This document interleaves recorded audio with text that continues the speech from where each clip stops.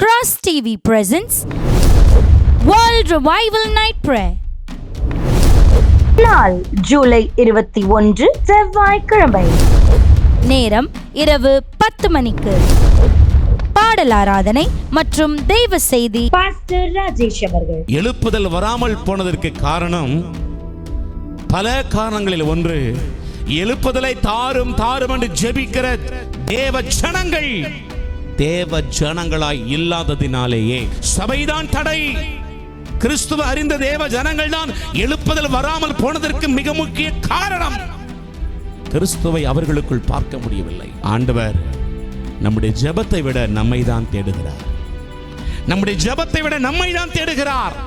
சிறப்பு ஜெபம் சகோதரி ஷீபா ஜெயசீலன் அவர்கள். சாத்தானுடைய தந்திரங்கள் நிர்மூலமாகட்டும்.